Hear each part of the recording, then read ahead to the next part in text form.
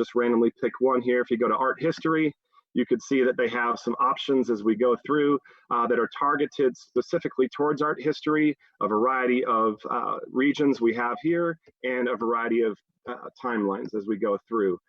Within the aspects of how I use it, I have a variety of classes that use Khan Academy. And one thing that I like the most is the opportunity to have an activity overview. And this is a great tool that shows us the abilities for students to skill up a level or master the content. And it shows you how often they've done that. And one that I use quite often is the total time for learning. And you can have some very serious conversations with students and parents about their engagement during the week or the month in review. And so for those students who might not be progressing at the time that you would hope or at the rate that you would hope, this offers a great opportunity to take a look at how often they're spending each day or each week, or you can even pick a custom range for the past few weeks if you'd like. Another option they have is Individualized Mastery. And so you can create individualized learning goals for each student in the course. And so this would be perfect for something like math, where obviously students advance at a different rate. And so you can set individual goals. And I've found that the more that you involve students in planning those goals, the more productive they can be and the more confident they'll get with the course. You can also track progress, and that progress can be tracked not only on a student level, but also on a class level. And so it's a great an analytics that you can look at to gauge your effectiveness of teaching and any content area that you might need to go back and cover again. In terms of assigning work, I've created a little test course here. This is 6th grade content, and their first unit out of all the units that they have in terms of the Common Core is rates and ratios and percentages. And within this, you're going to see a wide range of assignments, lessons, quizzes, and even if you scroll down, they offer unit tests. And so not only the lessons and the active participants that the students can be, but teachers can use this as a way to assess their students and get feedback immediately. And that feedback can be given to students. They can check their scores. And again, it's just a wonderful resource that we have here that has a variety of tools for a variety of courses. Our next one that I'd like to talk about is screencastomatic. And over the past few weeks where we've been teaching, we've realized that trying to meet with all students synchronously or live is becoming a bit of a problem. Our families, our students are having technology issues in terms of access, or perhaps they have a large family, maybe Wi-Fi becomes a problem. And so if you're able to create a lesson or an intro to a lesson and record that, students can access that at any time. And it's actually quite a wonderful resource that's free. So if you go to Screencast-O-Matic, it's very simple to use. You'll just click Start Recording for free. The next step is to download it. You can use this with a variety of platforms. And if you launch this, it'll take you to what's called let me just minimize here. It'll take you to a web launcher. And as you open the web launcher, it'll load for a second, and then it gives you an option to select the size of your screen. And that would let you focus on a specific window if you're looking at it, or if you want to target, for example, if we go back to our lesson here, if you wanted to give a Google Slides presentation, you would just have the screen up. If you wanted to, you could add your face down in the corner, and then you simply go down here and hit the record button.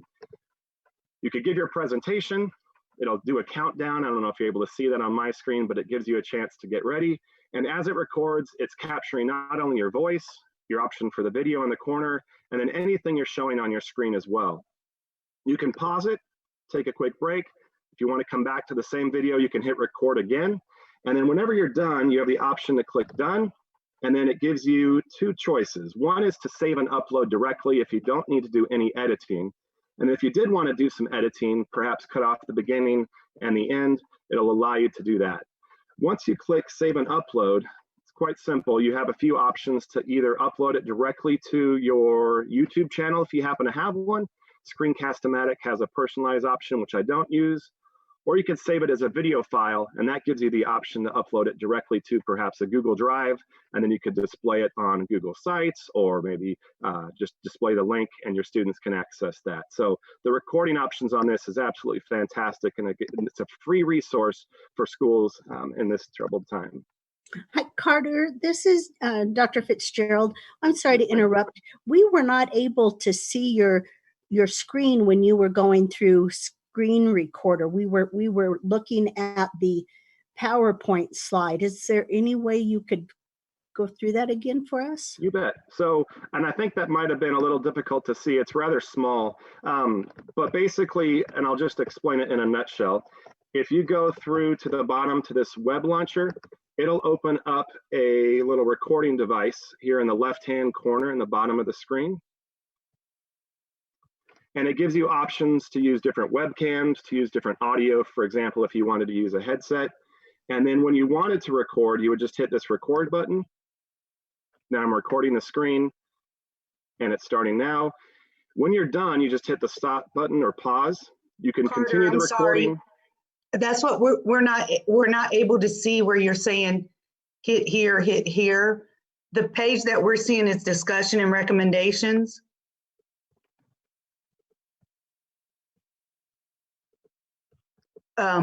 Before this one, you had a list of them.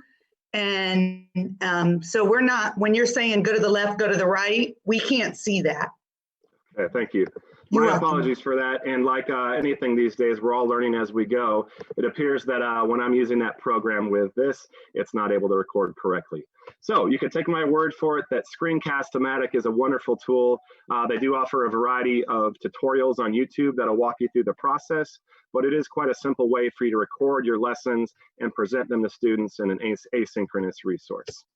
All right. So next up, we have Google Forms. And Google Forms is a source that's free as long as you have a Google or a Gmail account. Everyone can sign up for this, whether or not your school's purchased the Google G Suite for Education. And when I first started online teaching or digital learning, I should say, I was really concerned about what's the most effective and efficient way to get all of my assignments from the students.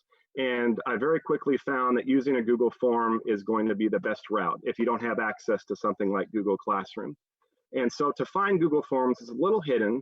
Once you're in your Google Drive, you'll go to the top left where it says New, click here, and then scroll down to More. And as you go to the right, you'll find that Google Forms, you could click here, or if you scroll over here, you can choose different templates that are already created for you to provide a variety of options, from exit tickets to assessments. We're going to use just the blank format now. And as you click into the blank format, you have the option to title your form and begin asking questions.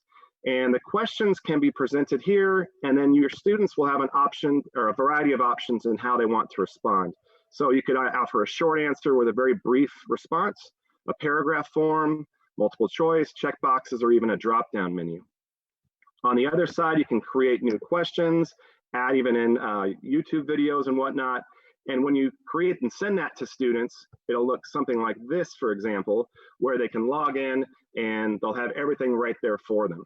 One thing that I learned very quickly in this is that it's essential that you request or you receive the student names. And so I highly recommend that your first question be entering the student names. And that way, when a Google form populates, which I'll show in just a second, it'll show their name and the details of what they have. And so as you can see, I have their name, they'll watch a short movie, and then as they go, they can answer questions regarding that video clip. And what I like about this is that this video is embedded right into the website itself. And so they can watch the video, hit pause, and then answer the questions themselves, all within one document, and it populates into a nice document right here, excuse me. A nice document right here, such as this. Now, on first sight, this looks like an overwhelming set of data here, but in terms of efficiency, this is what I found to be the best way to collect data. Now, it's a little hard to see the student responses, so one thing that you can do is click on the column, go to Format, and then wrap the text. And that allows it to be read in a little more easy detail. And you could do that for all subsequent columns. And as you go, again, I've hidden the student names, but you'll have the timestamp of when the assignment was submitted. You could have the student name and then all their work next to it. And perhaps you can assign a grade. And then as you go, you can just continue entering. And then that makes it very easy to copy over into your grade book. Another feature of Google Forms that I like to use, just one second, is in terms of gathering student data. I happen to teach a video course, and so a Google form wouldn't necessarily be the right setup in what I just showed you, but this is one of my lesson plans that I use for the week, in which I want students to take an interview with themselves, and then they're going to upload a video to a Google folder. So if you happen to be an art teacher or a teacher who's gathering any type of assignment beyond anything text-based, this might be an answer for you. So they can click the Google form, and that'll look something like this. Oops, excuse me, I clicked the wrong one. They could click the Google form, and as they go, it will look a little like this. And so it has the, again, the student's name. It has a place where they can copy a link to their Google folder, and that allows them to populate it like this, so that they're just providing a link. And I find that to be much more efficient than perhaps someone sending me an email for each time.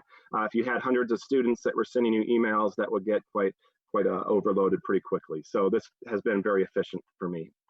And then the fourth and final one I'd like to show you in detail is a site that is often for purchase, but due to coronavirus, they've decided to offer this for free. And I have a link, as I'll show you in just a second, that, or you can find it here on the website, that allows any school that's closed due to the COVID-19, they're allowing your resources to be provided for free.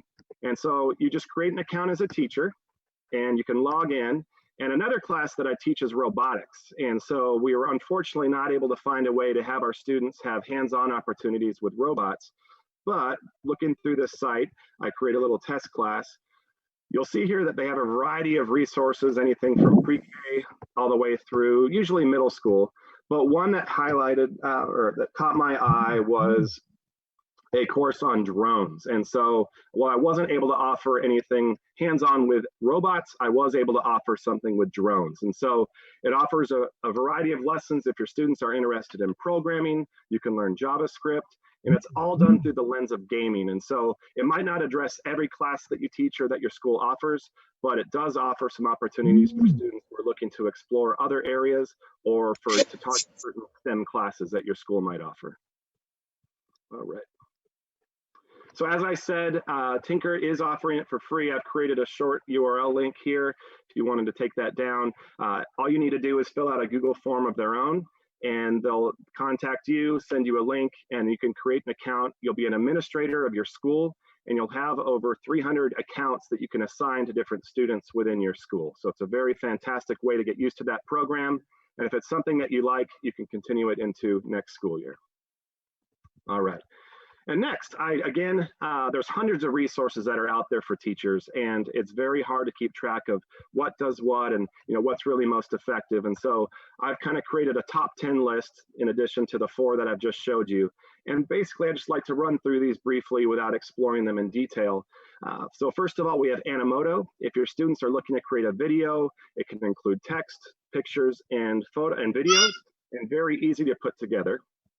Animaker, if you have any students that are interested in creating an animation, so for example, like a graphics design class, it's very powerful, very high-skilled students can demonstrate their talents. Code.org is a good mix between Tinker and Khan Academy. They have a wide range of resources that are all available for free, and students can learn to code. It's a great extension activity for anyone who might already have completed an assignment. They can go on there and learn a variety of ways to code. Of all the ones on this list, Flipgrid is probably my favorite. As I mentioned earlier, it's very difficult to create synchronous opportunities with our students. And we all know that discussing things just via text, when students are used to discussing them in person, can be very challenging, and we don't always get to the content or the heart of what they're trying to say. Flipgrid is absolutely fantastic. It allows you to create a discussion within your class where a student will create a post, and then other students can record themselves responding to that post. So it's a set of videos that allows the students to go back and forth. And again, this is all done asynchronously at whatever time the students are able to get on. So it's absolutely a fantastic resource. Kahoot, if you're looking to have some fun in your classroom, it's allowing your students to compete against each other through a game. So you can enter in some of the questions that you might have within your class. And then it's also a fantastic way to gather data in terms of formative assessment. You can track each question by the student in terms of response, again, targeting any areas you might need to recover or students who might need a little extra support. If you've ever been to a professional development and used a parking lot where you've stuck Post-it notes around regarding your thoughts, then Padlet might be the thing for you, whether you're a school administrator looking to have, again, a professional development setting, or if you're a teacher hoping to gather student data in terms of collaboration. So it's a great way to brainstorm as a class and to have people collectively share their thoughts. Prezi is a fun one in terms of students and teachers alike. It offers a creative way to go beyond maybe a PowerPoint or a Google Slides presentation with a nice animated presentation, and it can even incorporate video as well. Tinkercad is for any of the STEM teachers that are out there or teachers that are looking to take their students to another level. Our school is very fortunate to get a 3D printer this year, and so we use Tinkercad extensively. It allows students to create different designs in a 3D model, and once again, entirely for free. It's a very powerful program, and I highly recommend it for anyone out there that's interested. Quizlet is fun for both, again, students and teachers. I've known many students who have created flashcards, and they're able to enter that data on their own. Teachers can create those and send them to kids, and even create games within that software. So it's another resource. If you haven't seen it, it's fantastic. We are all here on Zoom together, so you're probably already familiar, but if you don't have access to things like Google Hangouts or other virtual synchronous platforms, Zoom is free. It offers a variety of fun activities that you can do with your students, and every day it's becoming more and more secure. So it's a great source that I think a lot of you could make use with your classes. So in a nutshell, that's again everything that I was hoping to talk about. Before we get to our discussion and recommendations, I would just like to thank you for joining us. Again, we're here to appreciate Acacia University for giving me the opportunity to share some of the things I've learned over these past 7 weeks. And again, with all our variety of technology levels, I just hope you're able to take something out of this and can embed something into your school or your classroom. Thank you. At this point, we'd like to move on to our discussion and recommendations section. So if you do have any questions, I believe Dr. Henley is going to unmute. You're also welcome to post them in the chat. Again, I might not have the answers for everything. However, I'd love to put you in the right direction. And if you do have any questions,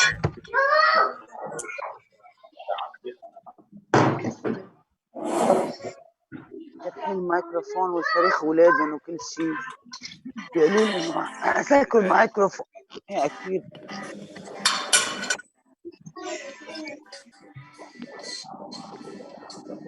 هيك على الكاميرا طالعين كمان. Carter, may I ask you a question? سكت هو.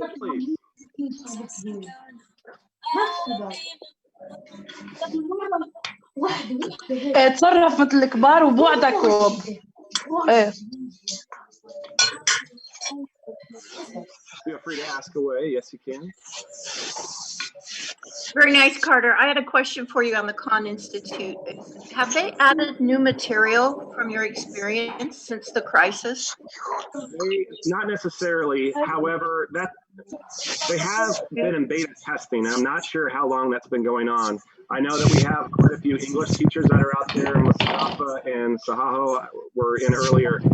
They're offering English beta tutorials. So if you go in and you type in Khan Academy and then English, the first link will take you there. It's not going to be as in-depth as some of the other options that they offer, but they are expanding more and more every day.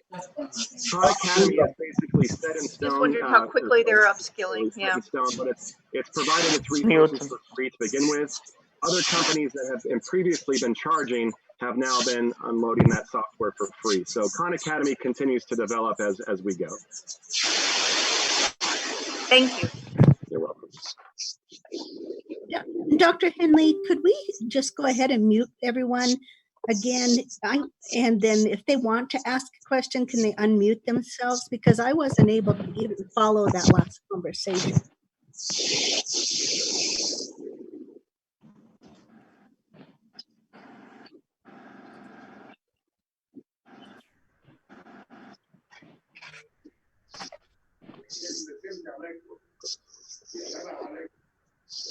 Carter, if you're a host, you could probably do that as well. Okay, thank you.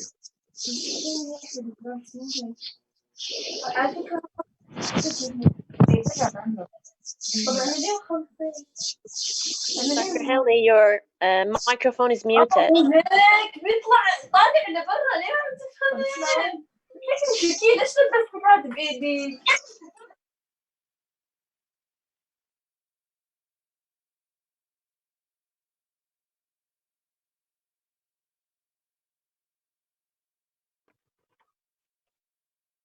All right, so I did unmute, or I did mute all participants. Again, you're welcome to ask a question if you'd like. I believe at this point you're able to unmute.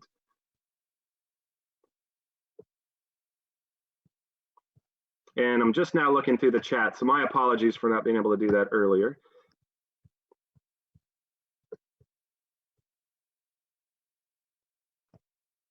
And you're welcome to ask any questions that you would like to in the chat box. Can I ask a question? Yes, by all means. I had a question about the Khan Academy that you introduced earlier in the presentation.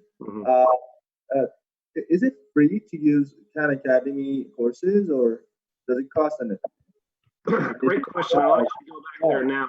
It's completely free. All you'll need to do is create an account, and it doesn't even need to be tied to a school. And once you create an account, you can create a class, and that'll give you teacher privileges.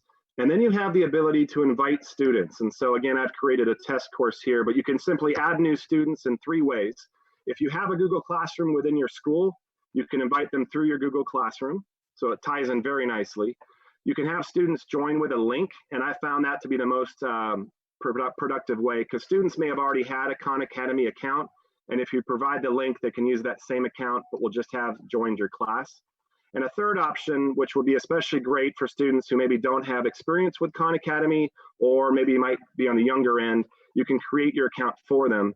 And then you would have an individual login and password for each student. One recommendation for that, though, be sure to keep a record of that, because as you know, students can frequently lose those types of things. So completely free. And again, whether you assign just a set, not even a course, just a set unit, or whether you assign an entire course, they'll be able to access everything. But you will have to assign those certain courses.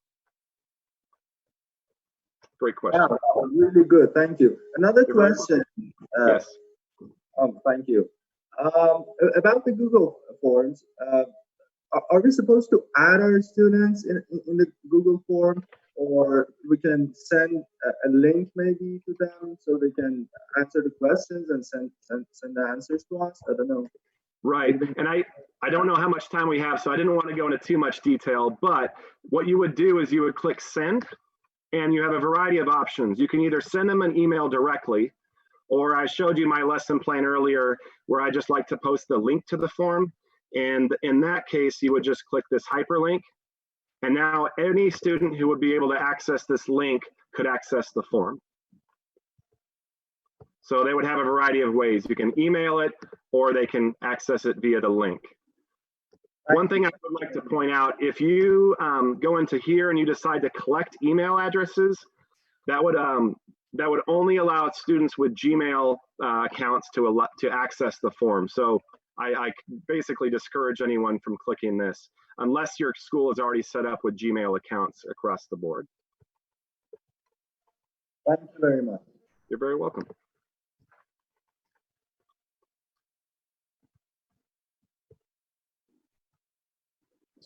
We do still have about 15 minutes for other questions. Carter, if you would look at the chat questions that have been asked so far, maybe there's one that you can answer. Or Okay, if anyone else wants to add a question, please, now is a good time to do that.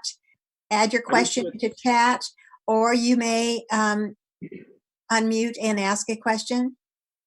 I did see a question about Animoto. Usually those sites, when they're up and coming in terms of development and popularity, will offer quite a bit more for free. As Animoto has grown in popularity, unfortunately, their free resources have become more limited. And so you're very right. In order to access those themes, now you have to pay for a subscription.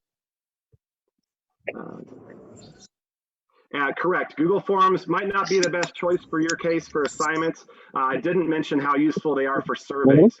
They offer a variety of ways to collect data. And they also have the ability to produce that set of data very nicely graphically. And so if you need to talk to all of your students or parents per se, Google Forms would be a very good way to go.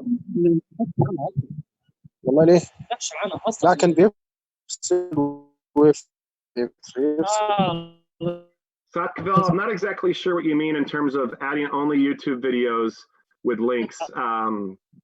If you're referring to Google Forms, I'm guessing it is possible. If you wanted to do that, yes, you don't necessarily need to ask any types of questions.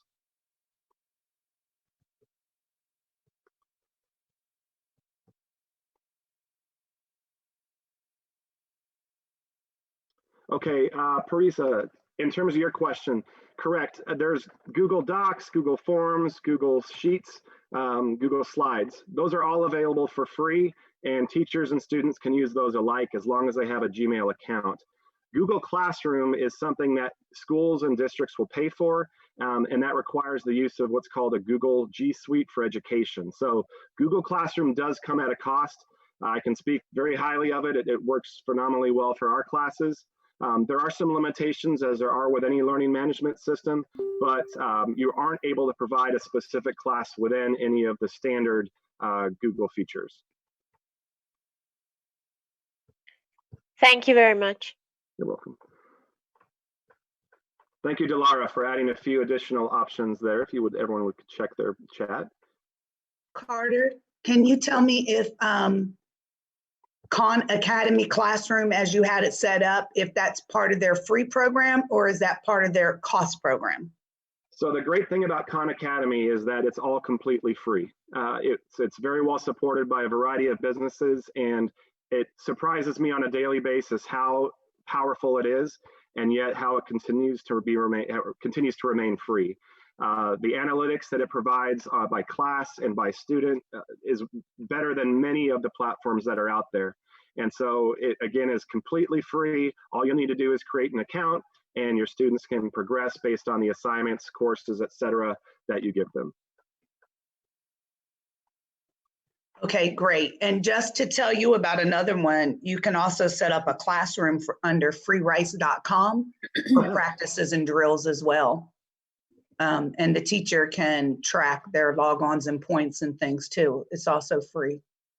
And if I remember correctly, at least in its early days, Free Rice also donated a certain set or amount of rice for every correct answer. I hope that they're still doing that. They are, and it's actually a scaffold program to help prepare for SAT. So 4th grade up can use it. Again, if you want to add that to your list, it's 4th grade and up.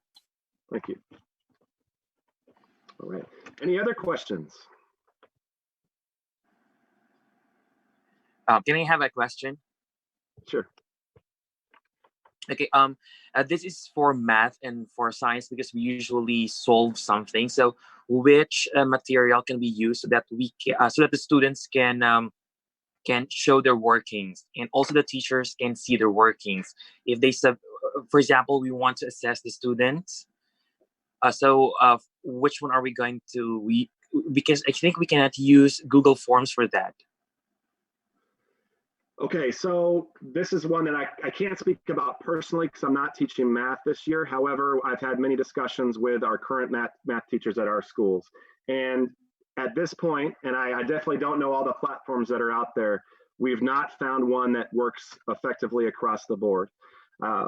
What some of our teachers are doing are having the students do their work within Mathia is another website that's paid for though. But let's say you do a Khan Academy test, and then they would subsequently turn in pictures of their work, which I definitely realize is not the most effective way to do this by any means, and definitely not the most efficient. But to be honest, we've not found anything better, sadly, at this point. Okay. Okay, because what I noticed is when they send the pictures, it's really hard for the teachers to check on it and to give the feedback using online resources, especially if you're using computers. Unlike when they pass it in a paper on an actual classroom setting, like we can check it and it's really easy for us to give the feedback. Right. But anyway, thank you so much for that. No, yeah, I think we're caught in that stage that's just, we're about there. And I think while this has brought so much sorrow and disaster around the world, we're now realizing that there's a need for that in education. And sometimes these types of things are what's needed for educational change. And so my prediction is that within a few months, something will be created. And I hope that that's another free resource that we can use, because I agree that's definitely a gap in definitely math and science education at the moment. Thank you so much, Mr. Carter. And Farah, excellent point. We were talking about creating digital posters. Canva is an absolutely fantastic one. I agree. May I ask a question, sir? Yes. The thing is, I'm an English teacher, and I have a class with kids level, and actually they have a section in which they have to create something like a project, but with real things, and they are supposed to bring it to class and talk about their project. Now with this quarantine and everything, it's impossible for me as a teacher to assign such a thing to them, and also for them to create this project and bring it to class. The question I have is that is there a platform maybe, or I don't know, a website that I can assign these projects that they can go and, I don't know, create something there and then take it to class as a link, I don't know, or as a picture maybe, and talk about it? Thank you very much. And can I ask you a follow-up question? Are you talking something tangible or something digital that the students are creating? In a traditional class, it was something tangible. But since we're holding an online class, I don't think that would be the case. So that must be something digital, I guess. Well, another class that I teach is social studies. And so our students have created different presentations in a variety of platforms. And one way that we do that in our class is to create, we have a Google Meet, which is very similar to Zoom. And so the students are able to make a presentation about whatever they have, and they actually share their screen to the rest of the group. And I believe within Zoom, which again is a free platform, the host, which would be you as the teacher, has the ability to share power to different students at different times, so that they could perhaps share their screen to all the other students in the class and effectively share their digitally created whatever it might be. I would hope that would, I hope that would answer your question, but I'm not exactly sure that it does. Yeah, that can help. But the thing is, they had this project, that tangible project that they created with their own hands, like a craft. But now with an online class, I was wondering how they can do the same, and but in the digital world, of course, and at the same time be able to talk about it, something like the Animoto you talked about. Is it possible for them to go and, I don't know, create something with paper, with tangible digital world? And Amir, actually what I'd recommend was one of the top 10 lists that I had would be Flipgrid.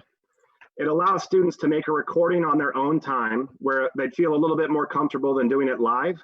And that way they can take a cell phone or mobile device of some sort, make a video of their tangible object, and then they could post it to your online format. So Flipgrid has a digital classroom element within it. And then students can make their own responses to it. So they can respond with video, they can respond with text if they'd like, but it allows the presenter to have their own thread of responses after their proverbial show and tell of whatever they've created. So I think Flipgrid could be a good option for you. Thank you. Thank you very much. That was really good. Thank you. You're welcome, Amir.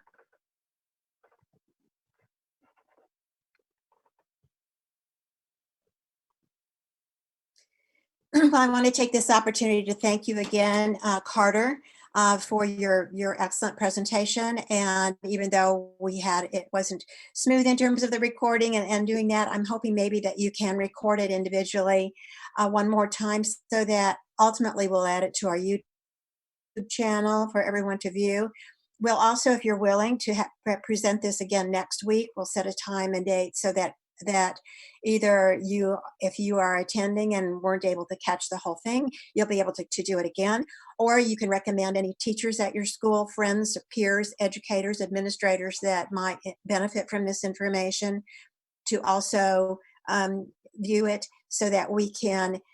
I think it's important for teams of teachers at schools to view something together so they can make some plans about which tool they'd like to use and how that will benefit.